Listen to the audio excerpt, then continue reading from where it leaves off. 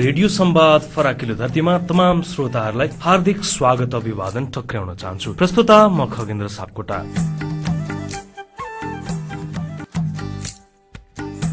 Radio संवाद फराकिलो धरती हरेक शनिबार बिहान 7:30 बजेदेखि 8 बजेसम्म तपाईले इलाम एफएम 93 मेगाहर्जमा सुन्न सक्नुहुन्छ। यो संवाद तपाईले देशभरिका रेडियो स्टेशनबाट पनि तपाईले सुन्न सक्नुहुन्छ। यो संवाद हामी विभिन्न विवाद समाधानका लागि सञ्चालन गर्ने गर्छौं। सहमति र सहकार्यको संस्कृति प्रवर्धनका लागि इलाम एफएमले थालेको प्रयास हो रेडियो संवाद फराकिलो धरती। आज हामी एउटा यस्तो विषयमा संवाद गर्दैछौं कि देशका तमाम मुद्दाहरू, देशका सम्पूर्ण शक्तिहरू, देशलाई एउटा निर्णायक तहमा पुर्याउने युवा वर्ग र संविधान सभाको चासो, चर्चा र युवाका एजेन्डा र मुद्दा र राजनैतिक दलले ती एजेन्डाहरूमाथि कसरी सम्बोधन गर्छन् भन्ने सन्दर्भमा हामी संवादमा हामीसँग हुनुहुन्छ एकीकृत नेकपा माओवादीका जिल्ला कमिटी सचिवालय सदस्य जीवन शर्मा, त्यस्तै गरी एकजना युवा कर्मी कुमार श्रेष्ठ। उहाँहरूसँग आजको यो संवाद हाम्रो सञ्चालन हुनेछ। सुरुमा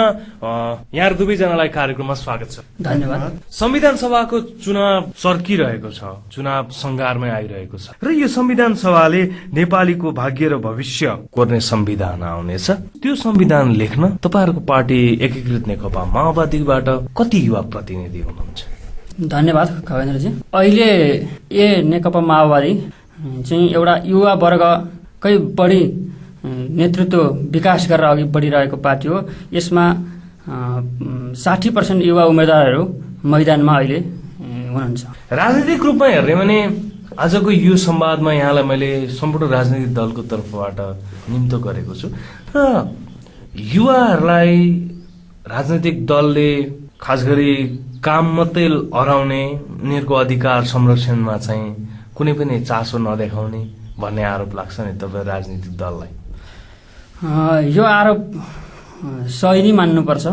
विगतमा हाम्रो देशको सन्दर्भमा हेर्ने हो भने हरेक आन्दोलनमा, हरेक महत्त्वपूर्ण परिवर्तनमा युवाहरूको महत्त्वपूर्ण भूमिका रहिआएको छ। जब युवाहरू तात्छन् अनि मात्रै परिवर्तन सम्भव भएको यथार्थ हामी कहाँ छ र ती युवाहरूलाई राजनीतिले के दिन सक्यो, अरबका देशहरूमा पुर्याउने मात्रै चाहिँ काम गर्न सक्यो त भन्ने अहिलेको प्रश्न हामीमा छ। तर सबै दललाई एउटै ठाउँमा राखेर विश्लेषण गर्नु ठिक हुन्न।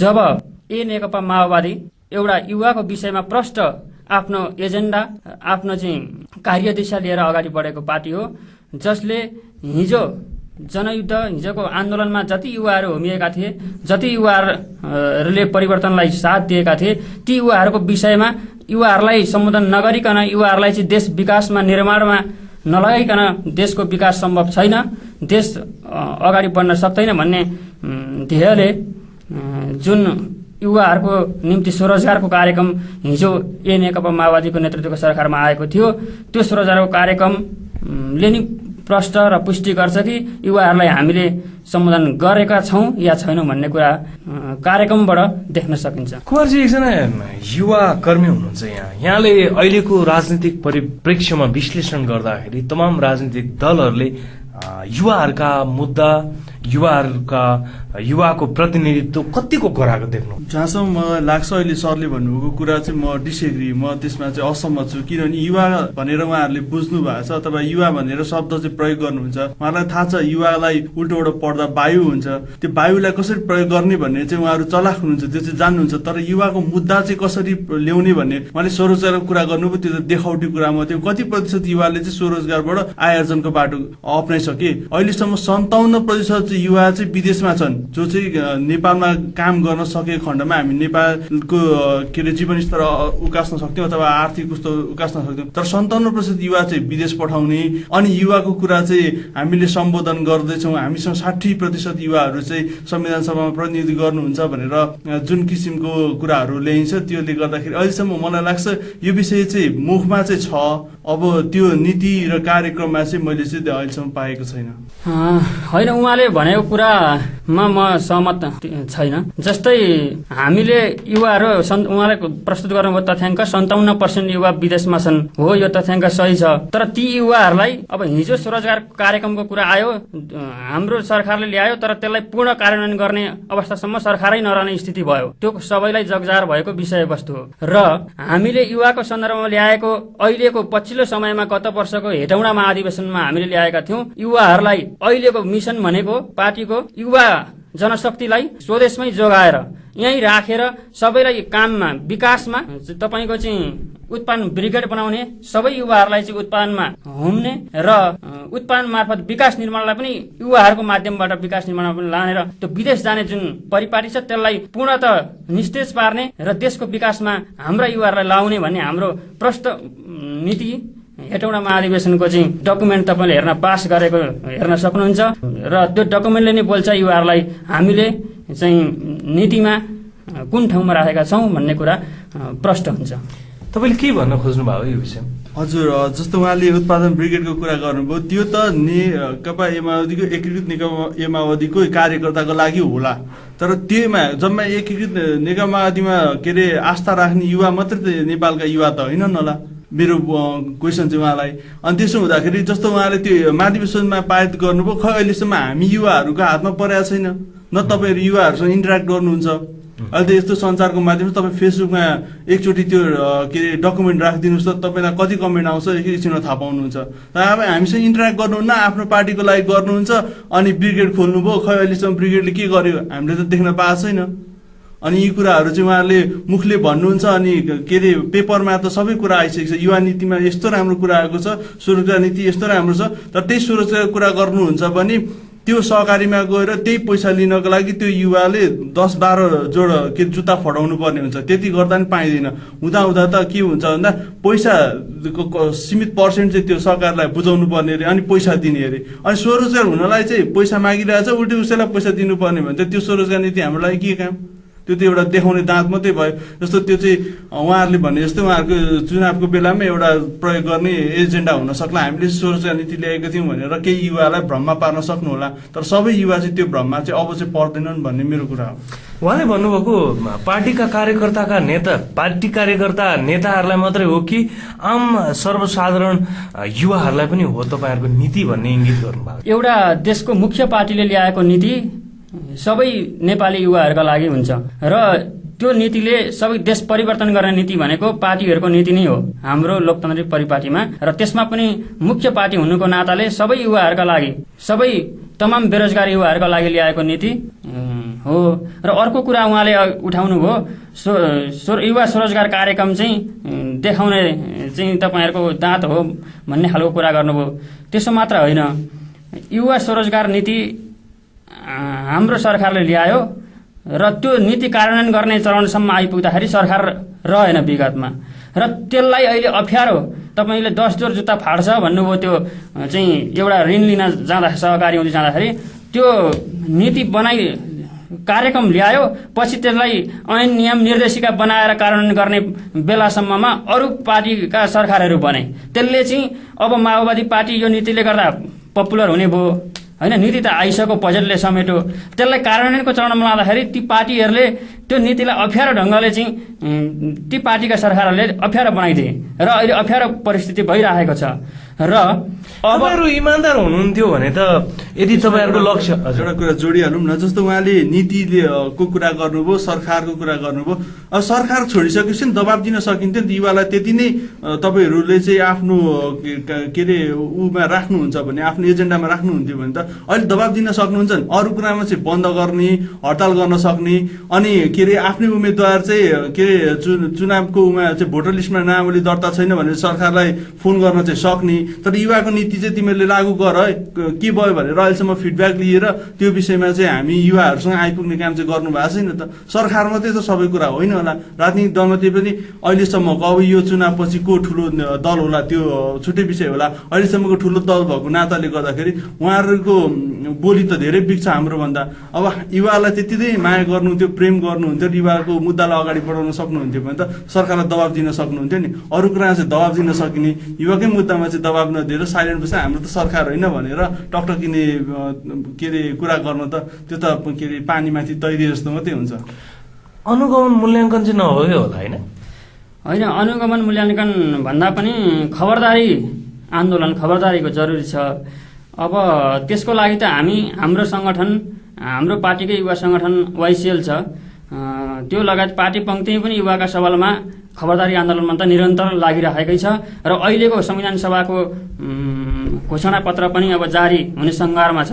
त्यसले पनि युवाहरूको विषयलाई मुख्य एजेन्डाका रूपमा जो महाधिवेशनले पारित गरेको थियो त्यसलाई नै मुख्य एजेन्डाको रूपमा घोषणापत्रले तमाम युवाको विकास बिना देशको विकास अब सम्भव छैन भनेर अगाडि ल्याउँदैछ। हेटवटा महाधिवेशन भएको पनि यत्रो समय भयो र यहाँहरूले जुन खाले एजेन्डा राख्नुभएको थियो त्यहाँ पारित भएर आइसकेको र बाहिर देख्न सकिने र काम गरिराख्नु भएको छ भन्नुभयो। अहिलेसम्म कति कहाँ कामहरू सम्पन्न भइरहेछ? कामहरू भइरहेका छन् होइन। अब उत्पादनका निमित्त अब इलामकै सन्दर्भमा पनि युवाहरूलाई समेटेर सहकारी मार्फत कामहरू गर्ने कामको सुरुवात थालनी भइरहेको छ। अब त्यो चाहिँ पक्का हो, यो कुरा पक्का हो। तपाईँहरूले केही दिनमै त्यसको चाहिँ रिजल्ट चाहिँ छर्लङ्ग देख्न सक्नुहुनेछ। अलि बढी युवाहरू यो करिब 40% भन्दा माथि युवाहरू देशमा अवस्थित हुनुहुन्छ र आन्दोलन र परिवर्तनका खातिर उहाँहरूले बलिदान दिनुभएको हिजो सशस्त्र द्वन्द्वमा होस् चाहे चाहिँ जनआन्दोलनहरूमा होस् युवाहरूले उति धेरै सडकमा निक्लेर आफ्नो बलिदानी दिनुभएको छ र त्यो बलिदानीको सट्टामा अहिले युवाहरू चाहिँ विदेश जानु परेको छ होइन। सट्टामा स्वरोजगार र युवाका तमाम अधिकार र निर्णायक तहमा पुर्याउन राजनीतिक दलहरूले अब के गरेर जानुपर्छ? पहिला त हामी युवाहरूसँग उहाँहरूले छलफल कार्यक्रम गर्नुभयो। हाम्रो युवाको सोच के, उहाँको पार्टीको एउटा पङ्क्तिको एउटा विङ्सको युवाकोले मात्रै सबै नेपालका 40% युवाहरूको चाहिँ के अरे विचार प्रतिनिधित्व गर्न सक्दैन जस्तो लाग्छ। त्यसले गर्दा हामी युवाहरूसँग उहाँहरूले निरन्तर पहिला चाहिँ अन्तर्क्रिया गर्नु पर्यो, इन्टरेक्ट गर्नु। त्यसको लागि तपाईँले विभिन्न सञ्चारका माध्यमहरू प्रयोग गर्न सक्नुहुन्छ। अहिले त सजिलो माध्यम ट्विटर फेसबुकमा पनि गर्न सकिन्छ। त्यसपछि त्यो स्वरोजगारको कुराहरू गर्दाखेरि चाहिँ तपाईँले राजनीतिक दलहरूले कसरी गर्ने भन्ने कुरा, जस्तो उहाँहरूले महाधिवेशनमा कुराहरू आएको थियो भन्नुभयो, खै हामी युवाका त्यो कुरा उहाँहरूले निकाल्नै भएको छैन। जम्मा जम्मी उहाँहरूको त्यो सहभागी हुने साथीहरूलाई मात्रै थाहा होला के कुराहरू आएको छ। पहिला त हामीसँग इन्टरेक्ट गर्नु पऱ्यो कि, हामीसँग छलफल गर्नु पऱ्यो। त्यसपछि चाहिँ अनि युवाका मुद्दाहरू के हुनेछन् भनेर आइडेन्टिफाई गर्नु पऱ्यो। अनि त्यो मुद्दाहरूलाई चाहिँ उहाँहरूले अब के अरे चुनावी घोषणापत्र छ नि, त्यो घोषणापत्र राख्नु पर्यो। अनि हरेक राजनीतिक दलले एउटा युवा नीति चाहिँ बनाउनु पर्यो कि, त्यसको लागि त्यो युवा नीति मेरो राजनीतिक दलले यदि काम चाहिँ युवाहरूको लागि गर्नेछ भनेर उहाँहरूले प्रश्नसँग राखिदिनु भयो भने त हामी युवालाई पनि राजनीतिक दलमा फल्ना राजनीतिक दलले चाहिँ यस्तो यस्तो हाम्रो युवा के अरे कुराहरू सम्बोधन गर्दै रहेछ भन्ने कुरा भएपछि हामीलाई पनि आस्था होला। अहिले त हामीलाई ब्रिटिस न त पार्टी भन्नु बित्तिकै हाम्रो त नाक खुम्चिन्छ नि, केही गर्दैकै होइन। त्यो जनआन्दोलनमा कुटे खाने, घाइते हुने, मृत्यु हुने सबै युवा होइन। अनि त्यसपछि त्यो सशस्त्र द्वन्द्वको बेला पनि सबैभन्दा धेरै प्रयोग भएको भनेको त्यही युवा पङ्क्ति हो, मारिने पनि त्यही युवा पङ्क्ति हो। तर प्रयोग गर्ने बेलामा चाहिँ युवालाई प्रयोग गरियो। तर जब निर्णय प्रक्रियाको अवस्थामा आउँछ त्यहाँ चाहिँ अब प्रचण्ड, झलनाथ लगायतका ती हामीभन्दा एजेड भइसकेका मान्छेहरूको प्रतिनिधि हुन्छ। हामीलाई चाहिँ निर्णायक तहमा पनि लानु पऱ्यो क्या। जस्तै देखाउनको लागि मात्रै चाहिँ त्यो राख्ने कुरा भएन कि, हामीलाई निर्णय तहमा लगेर हाम्रो कुरा सुनिदिनु पऱ्यो। मुख्य कुरा चाहिँ हाम्रै कुरा नसुनिकन हामीले बनाएको युवा नीति यो भनेर पहिलाको मान्छेले बनाइदिएको युवा नीति चाहिँ हाम्रो लागि चाहिँ सुइटेबल नहोला। किनभने हामी फेरि यो युवा यस्तो जेनेरेसन हो जो अघिल्लो पुस्ता र पछिल्लो पुस्ता अब आउँदै गरेको पुस्ताको बिचको पुलको काम गर्ने। हामीसँग उहाँहरूले सहकार्य गर्नु भएन अथवा अन्तर्क्रिया गर्नु भएन, पछिल्लो पुस्ता छुट्ने छ। त्यसले गर्दा यो जेनेरेसन ग्याप हुन्छ नि, त्यसले गर्दा पछिल्लो पुस्तासँग उहाँहरूको सम्बन्ध नै टुट्न सक्छ। हामी त जसो तसो उहाँहरूसँग अलिअलि भए पनि अन्तर्क्रिया गरि नै रहेको छौँ, तर पछिल्लो पुस्ता चाहिँ पछि छुट्ने छ। त्यसले गर्दाखेरि आउँदो भविष्यमा चाहिँ हामीले गर्ने के भन्ने कुरा नै हामी चाहिँ क्वेसन मार्कको अवस्था अथवा डार्क साइडमा पुग्छौँ होला। त्यसले गर्दाखेरि पहिला चाहिँ हामीसँग अन्तर्क्रिया गर्नु पर्यो, जसले गर्दा हामीभन्दा पछिल्लो पुस्तालाई हुने कुरा पनि हामी सोच्न सक्छौँ। उहाँहरूको सोचाइ र हाम्रो सोचाइ फरक हुनसक्छ। अब धेरै चिजमा उहाँहरूको र हाम्रो सोचाइ मिल्दैन। त्यसैले गर्दाखेरि यो विषयमा चाहिँ उहाँहरूले हामीसँग निरन्तर अन्तर्क्रिया गर्नु चाहिँ उपयुक्त हुन्छ जस्तो लाग्छ मलाई चाहिँ। तपाईँ आफू पनि राजनीतिक दलमा आबद्ध हुनुहुन्छ, तपाईँ आफै पनि युवा हुनुहुन्छ, अनि यसरी युवाहरूलाई एउटा चाहिँ बाइपास गरेको अवस्था जो कुमारजीले गर्नुभयो, यो राजनीतिक दलमा किन यस्तो हुन्छ? कुमारजीलाई म के आग्रह गर्न चाहन्छु भने उहाँ पनि एउटा युवा अभियानमा अग्रसर भएर लागेको व्यक्ति। उहाँले देशका राजनीतिक दलहरू, त्यसमा पनि मुख्य दलहरूको युवा नीतिको बारेमा उहाँ पहिला प्रष्ट हुन जरुरी छ। उहाँले एउटा दुईवटा सङ्गठनको मात्र होइन, अरू राजनीतिक दलहरूको पनि युवा सम्बन्धमा नीति को चाहिँ राम्रोसँग अध्ययन गरेर विश्लेषण गरिदिनु भयो हुन्थ्यो भन्ने आग्रह म गर्न चाहन्छु। र अर्को कुरा, अब युवा चाहिँ फेरि युवा हुँदैमा मात्रै युवाको चाहिँ प्रतिनिधित्व तपाईँको युवा व्यक्ति हुँदैमा मात्रै हुने पनि होइन। युवा विचारलाई तबसम्म हामीले चाहिँ युवाहरूको विचार के हो त होइन, युवाहरूको माग के हो, अथवा युवाले भोलिको देश निर्माणमा कस्तो भूमिका खेल्न सक्छन् है, युवालाई कसरी सदुपयोग गर्न सकिन्छ भन्ने सन्दर्भमा चाहिँ अबको समय सापेक्ष नीति बन्नु जरुरी छ। अब त्यो नीति नबनिकन त कार्यान्वयन प्रक्रिया अगाडि बढ्दैन। अब नीति कसको प्रश्न छ होइन, कसले चाहिँ त्यसलाई कार्यान्वयन गर्न चाहिँ जागरुक भइराखेको छ, त्यो विचारलाई कसले प्रतिनिधित्व गर्दैछ, ती कुराहरूको विश्लेषण हुनु जरुरी छ। र अहिले चाहिँ हाम्रो पार्टीमा युवाकै सवालमा पनि हिजोको संविधान सभा पनि हेर्नुहोस्, अहिलेको उम्मेदवारहरूको पनि लिस्ट हेर्नुहोस्, युवा वर्गको चाहिँ वर्चस्व त्यहाँ छ, युवा समुदायको। र समग्र पार्टीको चाहिँ विचारै पनि, पार्टीको नीति नै पनि युवालाई अगाडि बढाएर मात्रै देश विकास सम्भव छ भन्ने कुरा चाहिँ अहिले अगाडि बढेको छ। आदरणीय श्रोता, अहिले तपाईँ रेडियो संवाद कार्यक्रम फराकिलो धरती सुन्दै हुनुहुन्छ इलाम FM 93 मेगाहर्जमा। र अहिले हामीले संवाद गरिरहेको विषय हो संविधान सभाका लागि युवा एजेन्डा, मुद्दा र युवाहरूको तमाम अधिकारका सन्दर्भमा संवाद गरिरहेका छौँ। अब लागौँ, संविधान सभाको दोस्रो निर्वाचन भइरहेको छ र यी यावत समीक्षाहरू पछाडि संविधान सभाको पहिलो निर्वाचनले जुन उभार ल्यायो देशमा, र त्यो पछाडिका यी वर्षहरू जसरी बिते पनि अब संविधान सभाको निर्वाचनले युवाका लागि गर्ने मुद्दा, युवाहरूको मुद्दामा गर्ने सम्बोधन र त्यसलाई युवालाई निर्णायक तहमा पुर्याउने व्यवस्था र युवामुखी कार्यक्रमहरू ल्याउने, जो युवा सक्षम हुन्छ त्यसका बालबालिका र त्यसको घर परिवार समृद्धि हुन सक्छ। अधिकार सम्पन्न भएमा मात्र उनीहरूले आफ्नो देश समाजलाई गर्ने कार्यमा अझ वृद्धि भएर जान सक्छ भन्ने विषय चाहिँ इङ्गित हुन सक्ला। र संविधान सभाको निर्वाचनका लागि तमाम युवाहरूले अब भनिदिनुहोस् न, के एजेन्डा राजनीतिक दलले सम्बोधन गर्नुपर्छ? धन्यवाद, यो राम्रो प्रश्न गर्नुभयो। मैले यो विषयमा चाहिँ अघिदेखि नै सोच्दै बसिरहेको। सर्वप्रथम त युवाहरूको प्रतिनिधित्वको कुराहरू गर्नु चाहिँ उहाँहरूले सुनिश्चित गरिदिनु पर्यो। संविधान सभाको कुरा गर्दाखेरि पनि सरकार बनाउँदा पनि 80% युवा हुनुपर्ने, अथवा कुनै जस्तो स्थानीय स्तरमा बन्ने कमिटी हुन्छ नि, सरकारी स्तरको कमिटी, त्यसमा युवाको प्रतिनिधित्व यति हुनुपर्ने। महिलाको 33% आरक्षण भनेर छुट्याइएको छ, तर युवाको लागि छैन। त्यो एउटा कुरा भयो। अनि अर्को चाहिँ मुख्य कुरा, अघिदेखि सरले भन्नुभयो नीतिको कुरा गर्नुभयो। जबसम्म युवाले आफ्नो निर्णय गर्न सक्दैन भने त्यो नीतिको के काम? गगन थापा नेपाली काङ्ग्रेसको केन्द्रीय सदस्य छ, तर गगन थापाको कुरा कसैले सुनिदिने होइन। त्यस्तै सबैभन्दा धेरै युवाको प्रतिनिधित्व संविधान सभामा योभन्दा अगाडि पनि भएको, तर नीति बनाउने ठाउँमा चाहिँ को थियो, अथवा निर्णय गर्ने ठाउँमा चाहिँ के थियो भन्दा ती दलहरूका शीर्षस्थ नेताहरू चाहिँ जो युवा त होइनन्। अनि उहाँहरूको सोच र हाम्रो सोच त मिल्दैन। उहाँहरूले आफ्नै किसिमको सोच अथवा आफ्नै किसिमको पोलिसीहरू को आधारमा निर्णय गर्नुहोला। त्यसकारण निर्णय प्रक्रियामा चाहिँ हाम्रो पूर्ण सहभागिता हुनु पर्यो भन्ने अर्को यो कुरालाई चाहिँ उहाँले, अनि हामी युवालाई उहाँहरूले अलिक धेरै चाहिँ विश्वास गर्नुपर्ने हुन्छ। युवाले केही गर्न सक्छ नै भन्ने कुरामा पनि उहाँहरूले विश्वास गर्नुपर्ने हुन्छ। अनि त्यसपछि यो रोजगारको कुराहरूलाई चाहिँ उहाँहरूले प्राथमिकता, हामी पढ्दैछौँ, अध्ययन गर्दैछौँ, अध्ययन गरिसकेपछि मेरो भविष्य के हो भन्ने कुरा नै अनिश्चित भइसकेपछि म के सोच्छु भन्दाखेरि म नेपाल छोडेर बाहिर जाने, म पढ्दै म के गर्छु भन्दा पासपोर्ट बनाउनतिर लाग्छु अथवा विभिन्न किसिमका काउन्सिलिङ सेन्टरहरूमा गएर कुन देश जाँदा राम्रो हुन्छ भन्ने कुरा म खोज्न थाल्छु। किनभने मैले देखेको छैन नेपालमा मेरो भविष्य छ भनेर, किनकि मैले मास्टर सकेर आइसकेँ, म 6 महिना भइसक्यो, म आफै बेरोजगार छु। अब यसलाई के भने शैक्षिक बेरोजगार भने, त्यसकारण संविधानमा पनि यो कुरा उल्लेख हुनु पर्यो।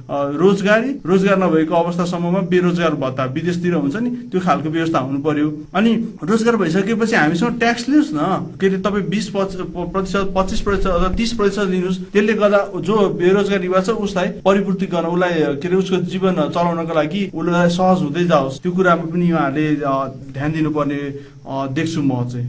अनि त्यसपछि हामीलाई उत्प्रेरणाको काम, हामीले गर्दै गरेको कामहरू युवाहरूको सोचाइलाई उत्प्रेरणा गर्ने, त्यसलाई उहाँहरूले गाइड गर्ने, अनि त्यसपछि ती कुराहरूलाई लगेर चाहिँ सम्बोधन गरिदिनु चाहिँ मुख्य कुरा हो जस्तो लाग्छ मलाई। युवा नीति 2066 आयो, त्यो एकदमै चिल्ला कुराहरूले भरिएको पुस्तिका आयो र त्यसले चाहिँ युवाहरूका तमाम मुद्दाहरूमाथि एड्रेस गरेन र तमाम युवाहरूमा त्यो पुगेको पनि छैन।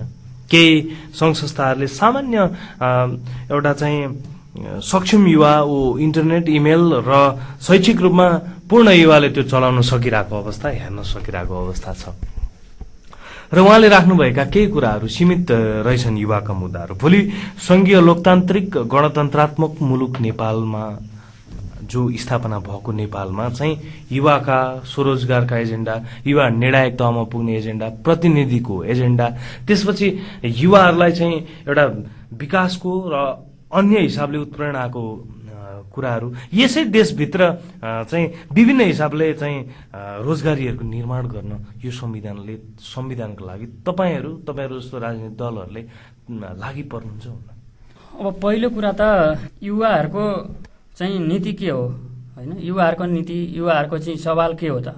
साझा सवालमा सबै युवाहरू एक हुनु पर्यो र युवाको मुद्दामा कसो गर्दाखेरि चाहिँ युवाहरूको मुद्दा सम्बोधन हुन्छ अथवा कसले भनेको चाहिँ अहिलेको नीति ठिक छ त, त्यो विषयमा सबै एकजुट हुनु पर्यो पहिलो कुरा त। अब दोस्रो कुरा, तपाईँको भोलि बन्ने संविधान सभामा प्रतिनिधित्व कुरामा त नेकपा माओवादी युवाहरूकै पार्टी हो। पर्याप्त प्रतिनिधित्व नेकपा माओवादीले चाहिँ युवाको प्रतिनिधित्व त्यहाँ हुन्छ र युवाका विषयहरूमा पनि त्यहाँ बहस र नीति निर्माण हुन्छ। त्यो त निर्णायक तहमा ती युवाहरू हुन्छन् हुँदैनन् भन्ने कुरा हो क्या, प्रतिनिधित्व मात्र भएन, यहाँ चाहिँ निर्णायक तहमा पुग्नु पर्यो। अब निर्णायक तहमा तपाईँको युवाहरूकै विषयमा चाहिँ एउटा चाहिँ मुख्य एजेन्डा लिएर पार्टी अगाडि बढिरहेको सन्दर्भमा त्यहाँ चाहिँ त्यो निर्णय गर्ने सवालमा तपाईँको वृद्धै भए पनि तपाईँको त्यो विचारले निर्णय गर्ने हो, व्यक्तिले होइन पार्टीको लाइनले, पार्टीको चाहिँ आधिकारिक डिसिजनले निर्णय गर्ने हो नि त। तमाम कार्यक्रमहरूमा कस्तो भने अब उहाँले कुरा गर्नु, पार्टीको कुरा जोडिहाल्नुहुन्छ।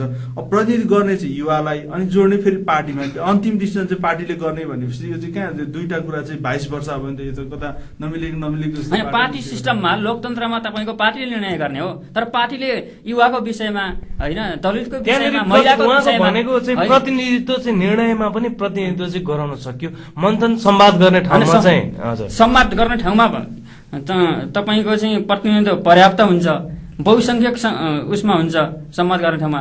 अब निर्णायक ठाउँमा त पार्टी सिस्टममा निर्णय गर्ने ठाउँ भने, तर अब निर्णय गर्ने ठाउँ त संविधान सबै हो नि त होइन र। भोलिको संविधानको सहभागिताको है त्यसको निर्णय गर्ने थलो भनेको संविधान सभा हो।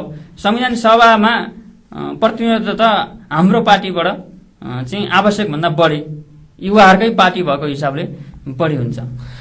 ठिक छ, यो कुरालाई हामी रेकर्डमा राख्नेछौँ कि तपाईँका युवा नेताहरूले निर्णायक तहमा भाग लिनुहुनेछ। संविधान सभाको निर्वाचन पनि मङ्सिर 4 मा सम्पन्न हुनेछ। त्यसपछिको नतिजा र त्यसमा कार्य विभाजन र कार्यगत हिसाबले हामीले त्यो कुराको समीक्षा गरौँला फेरि कुनै फराकिलो धरतीको अर्को एपिसोडमा।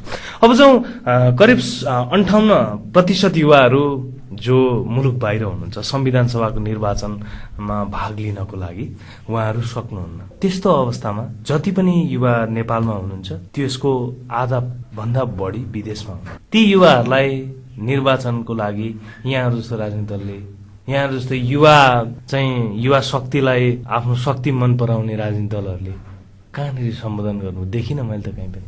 अब यो विषय चाहिँ तपाईँको पहिलो कुरा त युवाहरू जो विदेशमा छन् अब विभिन्न दुःख गरिरहेका छन्, दुःख कष्ट गरिरहेका छन्। हाम्रो देशको मुख्य समस्या पहिलो कुरा त्यही हो। अब ती युवा शक्तिहरूको पनि अभिमत प्रकट हुने हो भने राम्रो कुरा हुन्थ्यो। अब त्यसमा त एउटा चाहिँ अहिले प्राविधिक समस्या भनौँ, अब निर्वाचन आयोगले विदेशमा रहेका युवाहरूलाई पनि त्यो गर्न सकिरहेको छैन उनीहरूको अभिमत बटुल्ने काममा। तर अब भोलि त्यस्तो नहोस्, ताकि भोलि कुनै पनि युवा रोजगारीको लागि विदेशमा गएर दुःख गर्नु नपरोस्, नेपालमा चाहिँ अन्य मुलुकका युवाहरूलाई रोजगार दिन सकियोस्, नेपालका युवाहरूलाई स्वरोजगार बनाउन सकियोस् भन्नका खातिर अहिले हामी एउटा समस्यालाई चिर्नका लागि अगाडि बढिरहेका छौँ। मैले ट्याक्कै राखेको प्रश्न चाहिँ सिधा भन्नुपर्छ भने तिनीहरूलाई पनि भोट गर्ने, ती युवाहरूलाई पनि भोट गर्ने यस त साझा विन विनको हो संविधान सभाको निर्वाचन त। अनि अब त निर्णायक हुनुपर्छ होइन। अब यो अवस्थामा चाहिँ उनीहरूलाई सहभागी गराउनु त तपाईँको संयन्त्र राजनीतिक दलका संयन्त्र कसैले पनि देखा परेन नि, त्यो कुरा केही पनि देखिएन नि। अब के गर्ने? यो त काली लाग्दो अवस्था छ। 35 लाख जति युवाहरू त बाहिर छन्। उनीहरूको सहभागिता नभए पनि उनीहरूको भोलि उनीहरूका समस्याको पहिचान गरेर है त्यसलाई सम्बोधन गर्नुपर्छ। हामी यहाँ बस्नेले अब सहभागी नहुनु दुःख लाग्दो कुरा हो। उनीहरूलाई चाहिँ मतदान प्रक्रियामा सहभागी नगराउनु हामी सबै युवाहरूको लागि चाहिँ एउटा दुःख लाग्दै पक्ष भन्नुपर्छ। तर ती युवाहरूको एजेन्डालाई चाहिँ हामीले छोड्नु हुँदैन, सहभागी गराउनुपर्छ भन्ने लाग्छ। कुँवरजी, यहाँ राजनीतिक दलको तर्फबाट उहाँले भन्नुभयो कि अब तमाम युवाहरूका मुद्दालाई पनि सम्बोधन गर्छु भन्नुभयो र तमाम युवाहरूका अधिकारहरूलाई सुनिश्चित गराएर लिएर जाने भयो। तपाईँहरू राजनीतिक दललाई खबरदारी गर्न संविधान सभाको निर्वाचनमा युवा सहभागिता, त्यसपछि निर्णायकतामा युवा सहभागिता, युवाका हक अधिकार सुनिश्चितताका लागि तपाईँहरूले के गर्नुहुन्छ? अब राजनीतिक दललाई कस्तो दबाब दिनु? हामीले त फेसबुक क्याम्पेनै सुरु गरिसकेका छौँ। सबै राजनीतिक दलको जसको फेसबुक उहाँहरूले बनाउनु भएको छ उहाँहरूलाई हामीले त क्वेसन सधैँ गर्ने भनेको तपाईँले उठाउने युवाहरूका नीति अथवा युवाहरूको विषयवस्तु चाहिँ के हुन् भनेर हामी प्रश्न गर्दैछौँ। त्यसपछि हाम्रा पनि विभिन्न सङ्घ सङ्गठनहरू छन्, उहाँहरूले पनि खबरदारी कार्यक्रमहरू गरिराख्नु भएको छ। त्यसमा पनि उहाँहरूकै के अरे पार्टी पङ्क्तिमा रहनुभएका युवा साथीहरूले पनि खबरदारी गर्दै आउनु भएको छ। हामीले अब गर्ने भनेको हाम्रो आवाज त त्यति साह्रो सुनिन्छ जस्तो त लाग्दैन अहिलेसम्म। जसरी उहाँ तपाईँले उठाउनु भयो 60% युवा बाहिर छन्, बाँकी रहे 40% युवामा पनि कति ले के अरे भोट दिने हुनु होइनन्, त्यो छुट्टै विषयवस्तु। जब 60% युवा नै बाहिर भएको अवस्थामा यो बन्ने संविधान हामी युवाहरूको हो भनेर चाहिँ कसरी विश्वास गर्ने भन्ने कुरा उठ्न सक्छ। जस्तो भनेको म आफू सहभागी भइन भनेदेखि त्यो मेरो संविधान हो भन्ने कुरामा आफू नेतृत्व नहोला। त्यस हिसाबले यो 60% युवाको विषयवस्तुलाई चाहिँ पार्टीले कसरी उठाउँछ अथवा के अरे दलहरूले कसरी लिने हो भन्ने कुरामा उहाँहरूले यसमा पनि क्याम्पेन गर्न सक्नुहुन्छ। जस्तो विभिन्न अब लाइक विदेशतिर बस्ने प्राय युवाहरूले फेसबुक चलाइहाल्नुहुन्छ, इमेल इन्टरनेट चलाइहाल्नुहुन्छ, उहाँहरूसँग त्यसरी पनि इन्टरेक्ट गर्न सक्नुहुन्छ उहाँहरूले। त्यो एउटा विषयवस्तु भयो।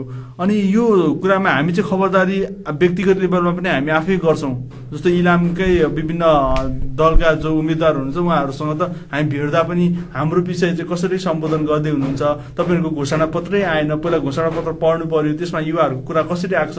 अब अहिले त मुखले भनेको कुरामा त मात्रै विश्वास गर्ने भएन। जब चुनावको घोषणापत्रै आएको छैन, जब चुनावको घोषणापत्र आएपछि त्यसमा युवाका मुद्दाहरू कति सम्बोधन भएनन् भन्ने कुरा त हामी निर्को गर्छौँ। त्यसपछि पो हामीलाई अब चुनाव हुनको लागि 1 महिना झन्डै नै बाँकी होला। तर अहिलेसम्म घोषणापत्र नआएसम्म अब युवाको मुद्दाहरू कसरी उठाइएको छ भन्ने कुरा त त्यो पहिला गरेका कुरा र भाषणबाजीले मात्रै त हामी विश्वास गर्दैनौँ। त्यसै कारण हामीलाई पहिला चाहिँ उहाँहरूले घोषणापत्र ल्याइदिनु पर्यो, लिखित डकुमेन्ट चाहियो। त्यसपछि अनि यो विषयमा वस्तुमा चाहिँ फल्ना कुरा हाम्रो लागि ठिक छ, तपाईँलाई हामी थम्सअप गर्छौँ अथवा तपाईँलाई हामी भोट हाल्ने कुरा चाहिँ यो रहेछन् भन्ने कुरा हामी निर्णय गर्न सक्लौँ। तर पुरानै अनुहार, पुरानै विचार, पुरानै कुरा लिएर चाहिँ फेरि हामी कहाँ आउँदा चाहिँ हामी युवा चाहिँ म अरू पनि युवाहरूलाई अनुरोध गर्छु, हामी भोट हाल्दैनौँ। त्यस्तो अवस्थामा चाहिँ त्यो इन्डियामा भए जस्तै सबैलाई रिजेक्ट गर्ने हाम्रोमा पनि व्यवस्था भइदिएको थियो भने हामी रिजेक्ट गरिदिन्थ्यौँ सबैलाई। त्यसो हुँदाखेरि फेरि अर्कोचोटि अर्को संविधान सभाको चुनाव भएर त्यसपछि उहाँहरूले ल्याउने रिटर्न डकुमेन्टको आधारमा र कमिट कमिटमेन्ट उहाँहरूले कमिटमेन्ट गर्नु पर्यो कि हामी चाहिँ अहिले कमिटमेन्ट गराउँदैछौँ जसको लागि चाहिँ हामी अगाडि बढिरहेको छौँ। जस्तो उहाँको दलले हाम्रो युवाको लागि के गरिदिने कमिटमेन्ट गर्नु पर्यो, त्यो कति वर्षमा पुरा गरिदिने अथवा के कुराले उहाँहरूले पुरा गरिदिनुहुन्छ त्यो रिटर्न कमिटमेन्ट हुनु पर्यो क्या हाम्रो लागि। त्यसपछि मात्रै हामी उहाँहरूलाई विश्वास गर्छौँ। भोलिकै भरमा अनि पुरानै कुरा र चाप्लुसी ती कुराहरूमा चाहिँ अब चाहिँ हामी युवाहरू विश्वास गर्दैनौँ भन्ने हामीलाई लाग्छ। तपाईँले के भन्नु? मैले भन्न खोजा चाहिँ अब एउटा सीमित पार्टीका युवाहरूको लागि मात्रै नीति ल्याउनु भयो उत्पादन निर्माण विकासको भन्ने कुरा उहाँले पटक उठाइरहनु भएको छ। अब एउटा पार्टीको लागि मात्र होइन, हिजो स्वरोजगारको नीति आयो समग्र चाहिँ पहिले त पार्टीले ल्याउने हो। भोलि अब अहिले हामीले ल्याएको नीति हामी भोलि सरकारमा गयौँ भने हामी सबै युवाहरूलाई यो हाम्रो नीतिबाट उत्पादन निर्माण विकासको नीतिबाट स्वदेशमै रोजगारको सिर्जना गर्छौँ, यहाँको उत्पादनसँग युवाहरूलाई जोड्छौँ र तमाम युवाहरूलाई तमाम मुद्दाहरूमाथि यहाँले सम्बोधन गर्नुहुन्छ हैन? अब युवाको मुद्दाहरूलाई सम्बोधन भनेको युवाहरूलाई स्वरोजगार बनाउने, बेरोजगार युवाहरूलाई विदेश जानबाट रोकेर चाहिँ यहाँको उत्पादनमा लगाउने, विकासमा लगाउने, निर्माणमा लगाउने, यहाँको प्रविधिमा लगाउने र यहाँको सिप इलम चाहिँ विदेशमा बेच्ने अहिलेको हाम्रो चाहिँ नीति यही हो। यो नीतिलाई पुरा गर्नको लागि तमाम युवाहरूले अहिलेको अब हाम्रो घोषणा पत्र आउँदैछ, तमाम युवाहरूले घोषणा पत्र हेर्नुहोस् कुन पार्टीले चाहिँ युवाको विषयमा बोल्छ, युवाको प्रश्नसँग युवालाई रोजगार दिने, बेरोजगार युवालाई स्वरोजगार बनाउने नीति ल्याउँछ, त्यो घोषणा पत्र हेरेर मतदान गर्नुहोस्। यो चाहिँ मेरो आग्रह छ। घोषणा पत्र त एउटा कुरा भयो, त्यो राम्रो कुरा हो। घोषणा पत्रमा आएका कुराहरू हामी पनि स्वागत गर्छौँ अथवा उहाँले लिनुभएको नीति त्यो एकले पार्टीगत हिसाबले ठिक होला, तर हामी सबै युवाको प्रतिनिधि त्यसमा कसरी हुन्छ भन्ने चाहिँ हाम्रो प्रश्न हो। खास चाहिँ मैले त्यो उहाँहरूको ब्रिगेडको कुरालाई जोडेको होइन कि त्यसमा हामी युवाको सहभागिता चाहिँ कसरी हुने भन्ने कुरा नै उहाँले बाहिर ल्याइदिनु भएको छैन। आफ्नो पार्टीमा बनाएको ती घोषणा पत्र अथवा ती के अरे नीतिहरू चाहिँ उहाँहरूले आफ्नै फाइलमा राख्नु भएको छ, हामीसँग सेयर गर्नु त्यो आउँछ नि हैन? त्यो आउँछ आउँछ र युवाहरूलाई सम्बोधन पनि गर्छ। युवाहरू त सबै युवाहरूलाई रोजगार दिने है, रोजगार दिएर मात्रै भएन, युवाहरूलाई त सक्षम बनाउनु पर्यो नि। सक्षम त पहिलो कुरा त सक्षम बनाउनु पर्यो, शिक्षित चाहियो, प्रविधिमा जानकारी चाहियो हैन? तर अहिले त भौतिक रूपमा सक्षम बनाएर लिएर जानु। हामीसँग शिक्षित युवा पनि अहिले विदेश गइरहेछन्, हामीसँग चाहिँ राम्रो जनशक्ति भएका युवा पनि काम नभइरहेको अवस्था त हो नि सर। त्यो कुरालाई सम्बोधन गर्न सक्नुहुन्छ भन्ने कुरा हाम्रो नीतिले सबै युवाहरूलाई सम्बोधन गर्छ। ल ठिक छ। अनि मैले चाहिँ भनेको नीतिको कुरा भयो, घोषणा पत्रको कुरा, यो कुरा चाहिँ भन्दै जाने सुन्दै जाने भन्ने कुरा हामीलाई त कमिटमेन्ट चाहिएको छ। यतिखेर त कमिटमेन्ट दिन सक्नुहुन्छ नि? कमिटमेन्ट भनेको घोषणा पत्र हो। त्यो घोषणा पत्रमा भएको कुरा लागू गर्नुहुन्छ? एकदम, त्यो चाहिँ पार्टीले लागू गर्छ भनेपछि उहाँले लागू गर्छ भन्नुभयो र यहाँहरूले युवाहरूले पनि यो कुरालाई स्वागत गर्नुपर्छ। स्वागत गर्छौँ यो कुरामा त। जस्तो उहाँहरूले त्यति भनेको त मैले घोषणा पत्र आउनै ढिलो भइसक्यो, दसैँ अगाडि घोषणा पत्र आइदिएको थियो र त्यसपछि चाहिँ तपाईँले यो प्रोग्राम गर्नुभएको थियो पनि म सबै राजनीतिक दलको यो कुरा चाहिँ युवाहरूको लागि हो, यो कुरा चाहिँ भएन, यति कुरा थप्नु पर्थ्यो भनेर भन्न सक्ने थिएँ। तर अहिले घोषणा पत्र आएको छ जब तर उहाँहरूले कमिटमेन्ट गरिसक्नु भएको कुरा छ। हुन्छ, यो संवादमा आइदिनु भयो, यहाँहरूले आफ्नो महत्त्वपूर्ण समय दिनुभयो, दुवैजनालाई धेरै धेरै धन्यवाद।